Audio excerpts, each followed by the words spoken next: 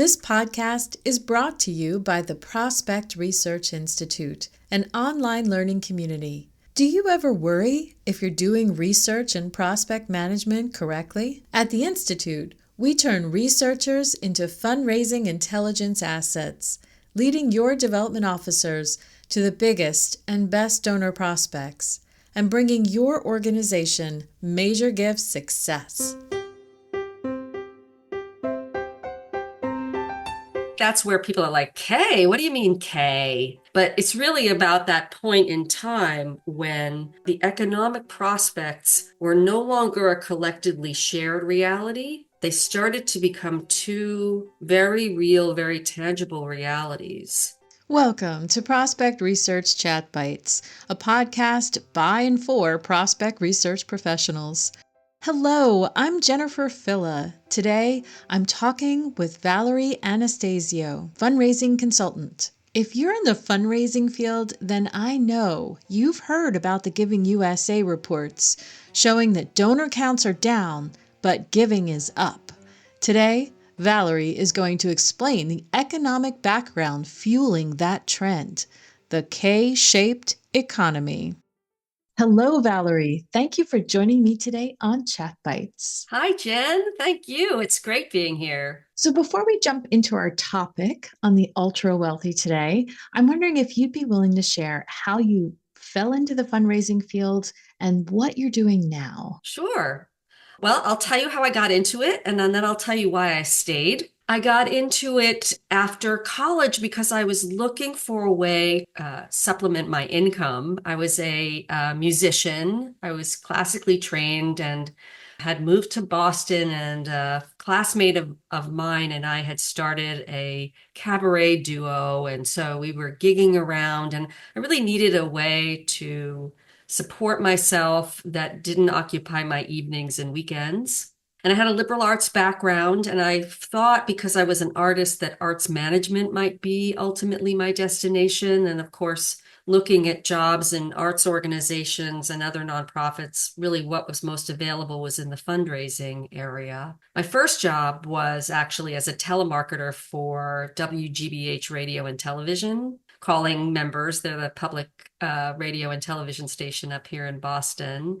And my first research job was actually at Brandeis University. And I bopped around a little bit in my early career between arts organizations and higher ed. At some point, though, I was just like, all right, I have to settle down and get myself a job that will give me some sort of tuition reimbursement, because I think maybe I should start going to graduate school. And then something remarkable happened, which was the internet took over the information space. And it radically changed how we were able to do research. And I became fascinated by that. I became more of an information professional within the fundraising context. And that sort of flipped the idea of being in fundraising on its head for me. About 5 or 6 years after kind of the dot-com bubble, there was this proliferation of individual hedge fund firms kind of starting. There was this big hedge fund bubble about 20 years ago now, and that took over the world. And my interest in understanding that world continued to distill for me this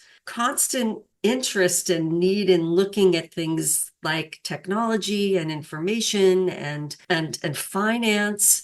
So all of those started to kind of promulgate in my mind around how I could understand those worlds and what kind of impact they would have on my field. And if you're a researcher, or at least for me, the best way to learn something is to commit to presenting it. So I started to develop a domain expertise primarily because I wanted to learn about it, and the best excuse for me to drive myself to learn more about it was to commit to speaking about it. And so that's been my journey. You know, I have this real love affair with understanding those worlds. And in my later career, I've become an independent consultant. So mostly consulting to small nonprofits, but I take absolutely every opportunity to present and teach about these topics in finance and information for the benefit of nonprofits and for fundraisers. That's an amazing journey. I didn't realize you started out thinking, hey, I'm going to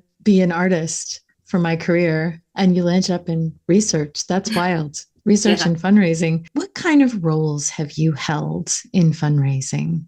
I've had some different roles. I've had frontline roles as well as research and management and fully operational roles, actually. And I've had experience in small organizations, arts organizations, membership organizations, places where we had to wait for a board member to come in with a check before we would get it paid. I mean, literally, that kind of close to the margin. And then really large organizations, primarily in the Boston area, although a number of the organizations I've worked for have been national in scope. So there's constituencies have been national, and some of them raising large amounts of money, and some of them raising very small amount of money. And over my years, I've also consulted to conservation organizations and independent schools and those kinds of places. So I've had a good smattering of experience, both in terms of managing data and going through wealth screenings, that sort of work, to envisioning and helping to develop the feasibility and the first giving tables for large campaigns, to overseeing functional areas for some database implementations, especially around prospect management and data integrity, records management. I spent more than a decade at Boston Children's Hospital Trust, where I was involved in managing a large team with 3 functional areas and interfacing at the director and senior director level with peers across the organization. So have had budgetary and management kinds of roles as well. So I've really had a really interesting journey through that. And then in my later career, I've also worked a lot at the high level around transformational gifts. So understanding very, very high net worth individuals, ultra wealthy, and that has always kind of fit in very well with my interest in finance and technology and the technology industries, because so much of our wealth, at least in America, has come from there in the past 15 years, and in the various industries and fields where we see wealthy philanthropists coming from, and understanding sort of what makes them tick and how those industries work have been really valuable. Wow. So you are perfectly timing your fundraising consultancy for the K shaped economy. Da-na-na-na. And that puts us right into all these references I've been reading and hearing about to the K shaped economy. Would you explain to us what the heck is it? What is the K shaped economy? The K-shaped economy refers to a split trend that we're seeing in the US between the financially well-to-do populations, the affluent, and the middle and lower classes. It's a way of expressing this reality that we're living through now, that is whatever positive or stable economic indicators that there are not benefiting everybody in the same way. So if you picture a chart that historically is the health of our economy and the health of all of those economic classes, with one line representing that overall economic trend, either going up or going down. At some point in recent years, that line has split, with one part of it drifting upward while the other one is kind of sinking. And if you were to imagine that point in time as a vertical line, and then those 2 lines splitting across and separating from one another, that's how that K shape starts to come into focus. What a great explanation. I got it that wealth is going up for the top and wealth is going down for the bottom, but I hadn't thought of it quite in that term, like with that anchor as a straight line, as a Yeah, I vertical. think that's where people are like, K, what do you mean K? But it's really about that point in time when the economic prospects were no longer a collectively shared reality. They started to become 2 very real, very tangible realities. Yeah. One thing that really strikes me, I just always remember Ronald Reagan with the trickle down economics. And in this case, we're really seeing that split representing wealth being accumulated quickly at the top, like continues to grow, but it stays there. It doesn't come down to the bottom of the other socioeconomic levels. So, how is this notion of the K shaped economy relevant for fundraising and research and prospect management? Well, there are a lot of implications to it. Some of the ones that immediately come to mind. For example, if you are working with an organization that raises unrestricted money from small donations, which isn't uncommon at all, very often there's a high likelihood that a lot of those donors are from middle class or less affluent donors, making contributions that they feel that they can afford. And it's certainly possible that in a K-shaped economy, those kinds of donors are not going to be capable of the kinds of financial contributions that they'd had before. They possibly won't have as much discretionary income to work with. So people could be seeing those programs, their ability to raise money for the organizations shrink or slow down, where donors are making smaller gifts or less frequent gifts as a result of what they're experiencing on that lower branch of the trend. The other thing that I think about a lot as the K-shaped economy takes hold is that more of the folks at the lower end of the economic spectrum are going to face more hardships, right? Some of those folks are going to tip into areas where there's going to be more need. And that will put pressure on health and human services organizations and other organizations that work with people who are economically more disadvantaged to provide more services with more urgency. So in addition to a shrinking population of lower donors, we're also seeing potentially more needs for those people. And that could have an impact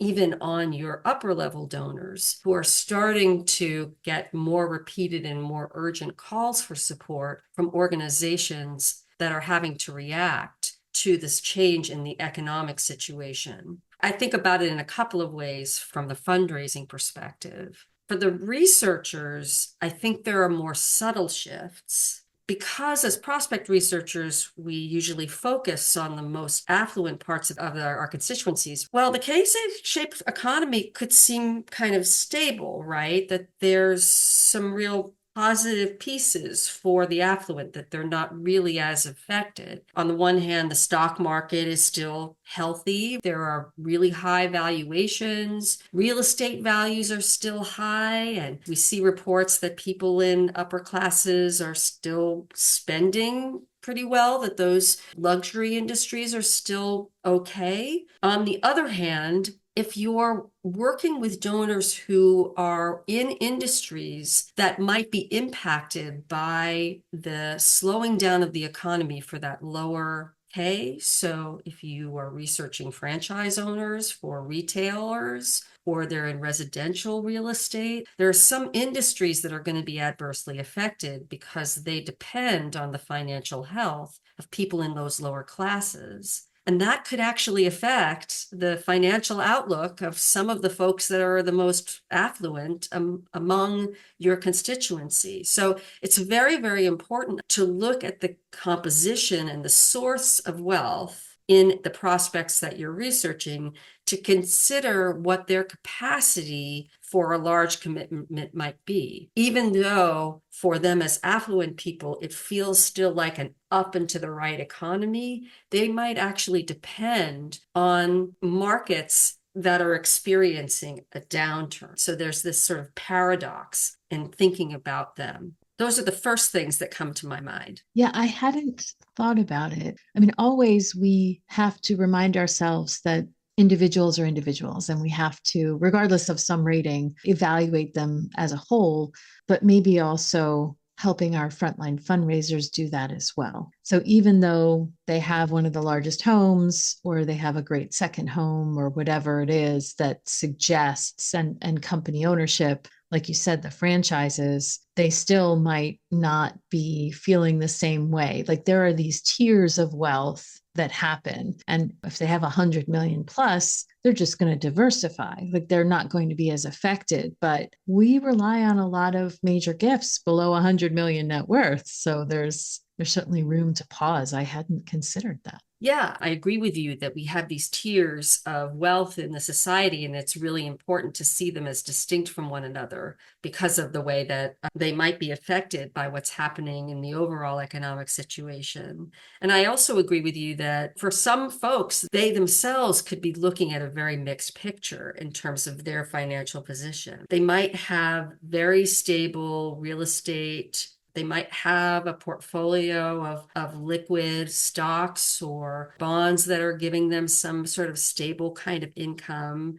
And those might be the kinds of resources that they would consider devoting to philanthropy. On the other hand, because the economics situation is so mixed, and there's always this sense that in that kind of environment that we could actually be seeing a bit of a bubble. There's a lot of chatter about AI being the thing and AI companies and those valuations being the things that are carrying the stock market right now. And underneath that, our fundamentals aren't very healthy. So if you have individuals whose wealth compositions are seem to be more focused in those kinds of markets, they also might be hearing those messages. So even though on the one hand, it seems like these are perfect assets to be using for philanthropy, they may be very concerned about how to divert them into something more stable to preserve their wealth and preserve the value of it versus actually using them to make philanthropic contributions. So it's a very nuanced and a slightly more sophisticated way of thinking about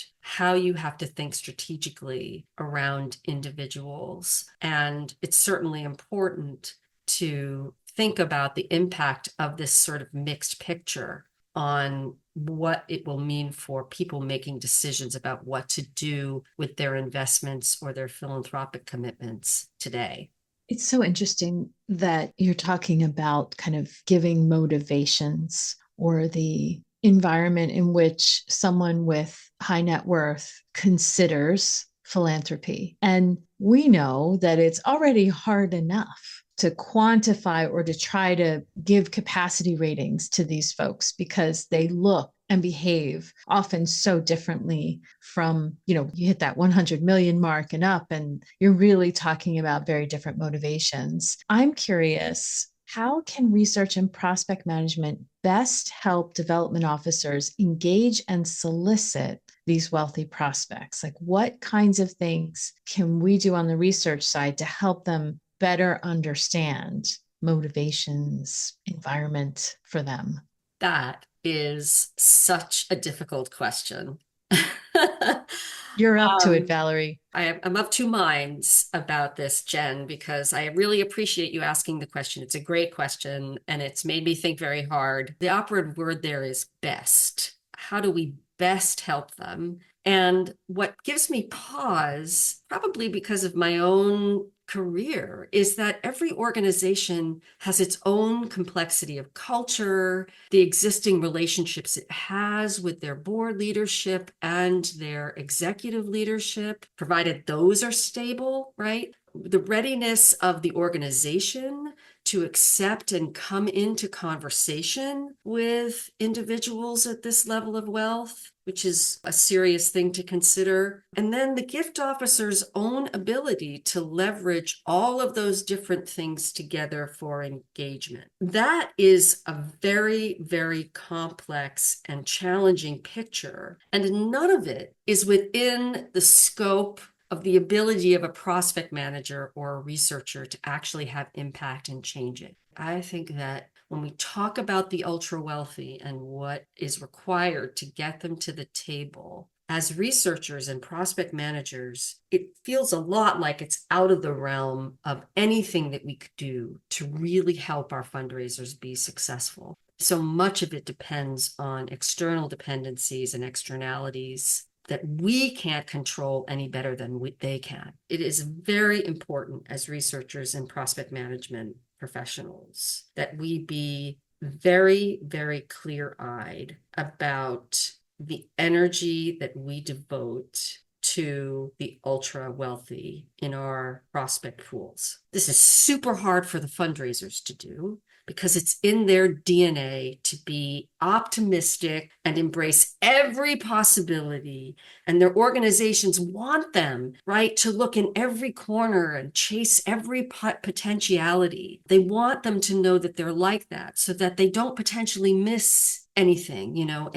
any glance from from any potentially wealthy and amazing philanthropist out there that could just overnight turn over the prospects for the organization and bring in so much opportunity and impact. So the effort for us internally really requires a lot of discipline. And I believe that the best help that you can be to your organizations is to try to keep in mind, despite all the optimism, that there are really no overnight successes. Those stories that you read about where there was a game-changing gift that came out of the blue, it came out of the blue a lot of the times. It really wasn't anything within anybody's internal control for that to happen. And that the real magic for those of us and our real responsibility to our organizations is to define the right kind of donor for you and your organization based on the relationships that you have and the organization that you are and the types of people that believe in the work that you do, and turn that set of criteria on the wealthiest and the most, high flying members of your prospect pool. If there's 50 people that look like that, and decide on the 10% within that really closely align to what you think that you're about and what they're about. And train your eyes, your internal eyes, on those 5 people. And think really hard about how you feel like you could sincerely go at them in a way that could ultimately yield a significant gift in 36 to 48 months. To be incredibly clear-eyed and disciplined about it. And although everybody wants you to go in a zillion different directions around all these different great things and opportunism, try to keep your eyes on that prize, that well-informed prize, and do everything you can to furnish the highest quality perspective and visibility into those cases as possible over time. And don't let them go, because those are the ones. And when you look at the data, you read about the big gifts that happen. They happen because people developed that rapport and they kept at it and they didn't let it go. And that's ultimately what the folks that are in these high levels of wealth will stay with over time. You're not going to be able to manufacture it. It's going to take the time and the will and the discipline over some years and some months. So you want to spend it in that way, where the alignment is already close because of how they're showing up in their world and what you do. I'm afraid it's not very glamorous.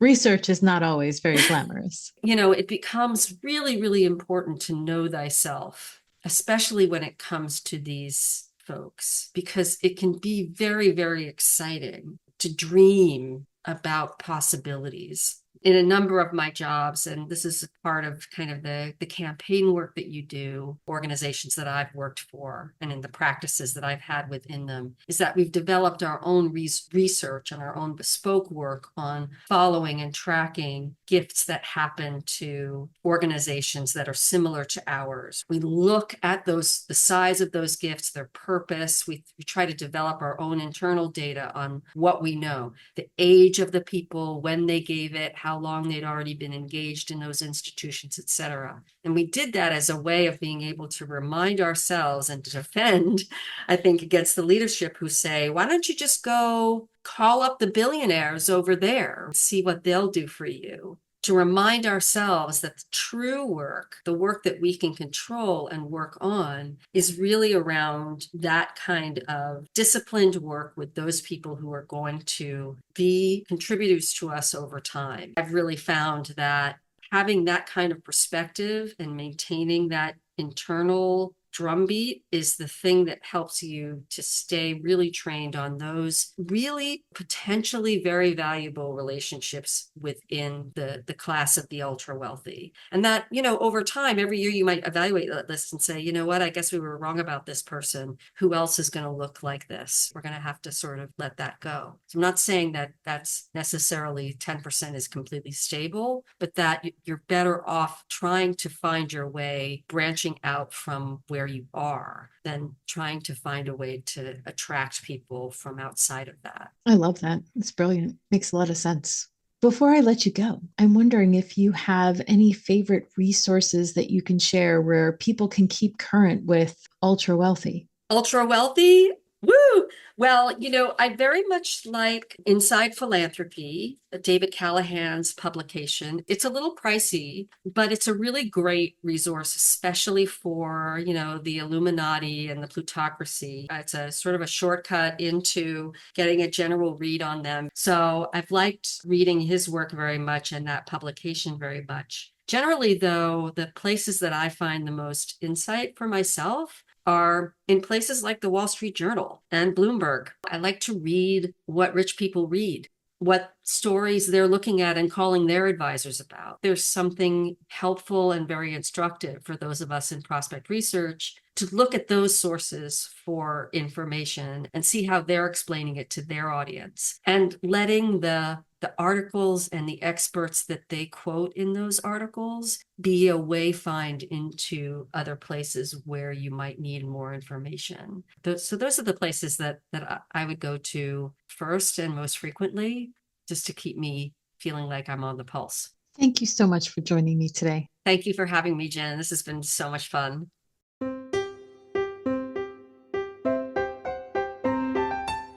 That was Valerie Anastasio, fundraising consultant. So, what did you think? Is the K-shaped economy relevant to fundraising? Will you change the way you identify prospects or present profile information in support of relationship building? I hope so.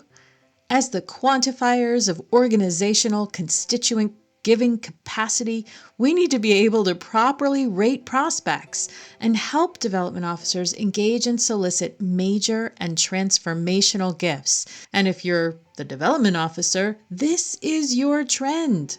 The economy typically runs in cycles. The relationships you're building now might be the same ones that will help your organization make it through a down cycle. Hey there! Do you manage a prospect research team, or were you newly hired as a prospect researcher? Then you'll be delighted to hear about the Institute's Career Agent Track. In this bundle of 4 courses, participants learn how to build great profiles, calculate capacity ratings, the basics of prospect identification and prospect management, ethics, and the fundamentals of analytics every team member needs to be skilled in. If you need to build the research skills of a fundraising intelligence asset like this, sign up today at member.prospectresearchinstitute.org/career agent.